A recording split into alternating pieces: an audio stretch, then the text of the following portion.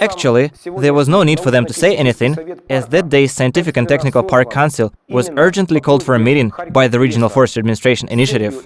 Its main aim on that day was to approve and to agree on the fellings in the park for the year 2008. The Regional Administration of Environmental Protection doesn't have an opinion of its own on this matter. The director of the Bliznyuki Forestry Enterprise tries to prove to everyone present that the felling is legal. In order to get permission for any fellings, including those in the Nature Preservation Fund, one needs to follow the numerous formal procedures. Believe me, no felling takes place and no logging license is given out until all the necessary conditions are met and documents signed. Since there was a logging license, all the paperwork was okay, everything was agreed. There are no doubts that this felling, to be more precise, the foresters who did it, were covered up for again, meaning that there really are all the necessary papers. It's just that oak trees clear felling of such magnitude on the territory of a national park is beyond any logic, and Mr. Motlech's mooing had a good reason. Sergei Vlachenko clarifies the situation a bit, honestly saying the following. The thing is, when the felling mentioned by Mr. Lovchinovskiy took place, it wasn't agreed with the park, unfortunately, although basically it should have been. I understand that the park should be responsible for everything that is happening on its territory, even if it's not the area that's in the park's possession. This is the park economic zone. Anyone who follows the issue may be surprised. How come there are forest cuttings on the territory of the national park and the director does not get informed? Mr. Kutepov decides to join the discussion. We have already met him. The forest on the shore of the Botanic Wildlife Reserve Borovое ozero was felled under his supervision. You will have a project solely for the territory of the park for 3,350 hectares. No, we have a project for the whole territory. For the whole 14,000?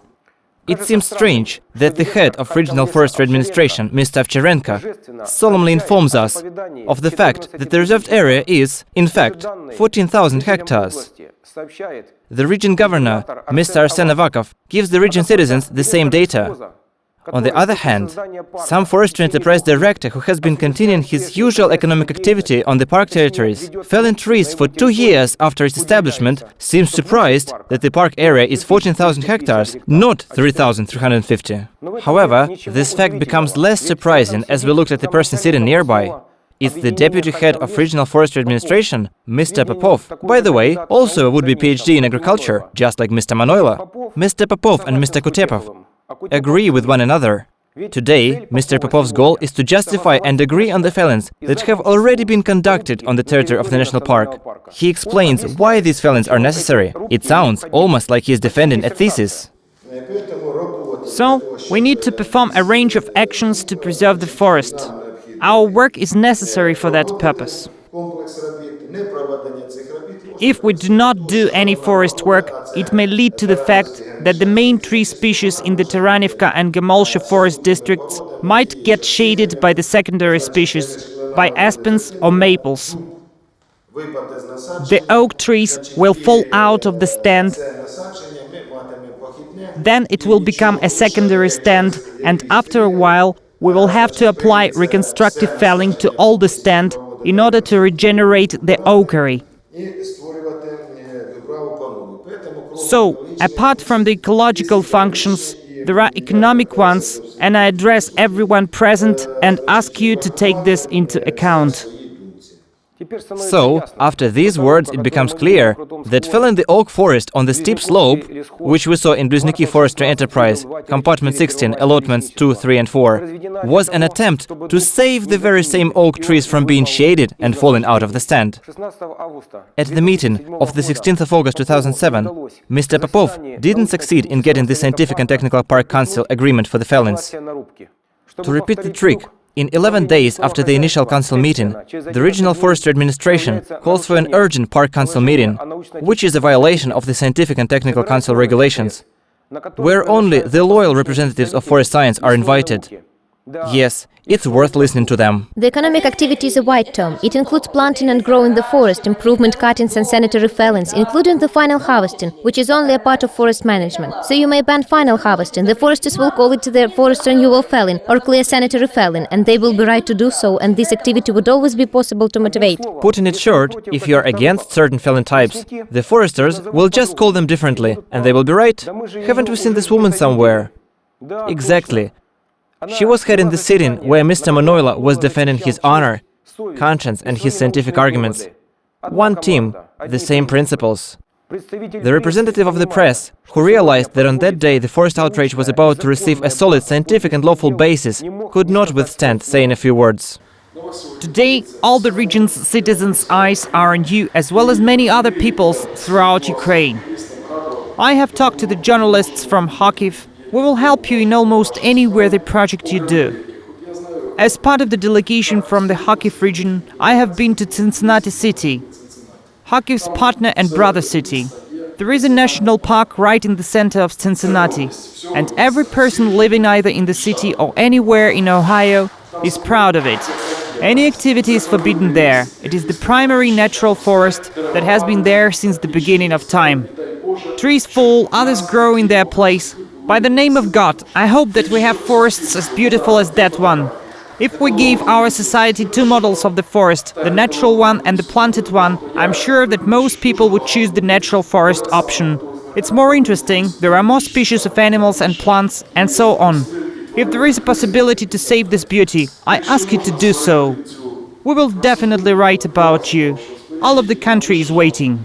For example, in Kiev, in the 24 newspaper office, everyone is waiting for the results of this meeting. Everyone hopes that the National Natural Park Gemolsha Lesa will be okay and that people from all over Ukraine will be able to come here personally and enjoy its beauty. But even before the voting, the director of the park made it clear to everyone present that the planned forest economic activity on the park territory will follow its due course. Okay, let us vote. Who is for conducting the forest economic activity measures, the list of which you received in handouts and heard in the report by the head of the science department? I ask you to indicate if you vote for it. I vote for. Thank you. Many members of the Scientific and Technical Council didn't come to the meeting because they didn't know it was going to happen. Only 8 council members out of 25 voted for and decided the destiny of the valuable woodlands of forest reserves. The fact that Mr. Popov, the deputy head of the regional forestry administration, voted for the tree cuttings in the National Natural Park Gemolsha Lesa does not need to be commented on. Why otherwise would he urgently gather a loyal part of the Scientific and Technical Council? Of course, we need to realize that the regional forestry administration manages the park directly. Vladimir Servulia, who is the head of the expertise department of Regional Administration of Environmental Protection, raised his hand as if to tell us, I haven't done any expertise, but will keep on being loyal to and cover up for the Regional Forestry Administration. Although it may seem surprising, Alexander Klimov, the head of the Laboratory of Monitoring and Protection of Territories in Need of Special Protection of Ukrainian Research Institute of Ecological Issues, also raised his hand, indicating his for the felling vote. This is the person who developed the park project and practically helped to establish the park. But why is that so? The fact can be easily explained by the 2 feedbacks sitting on either side of Mr. Klimov. Those people feed the institute as if it was a little piggy. Without them, the piggy might get sick, its tail would untwist, and the skin would peel off its snout. Seriously speaking, our country got accustomed to political prostitutes long ago, but not to the ecological ones, which are still quite rare. But their existence is already a historical fact. This is how nature is protected in our country. Honestly speaking, I still cannot quite believe that the Scientific and Technical Council of the Gemolsha Park voted for the fellings in the only national park in the Kharkiv region.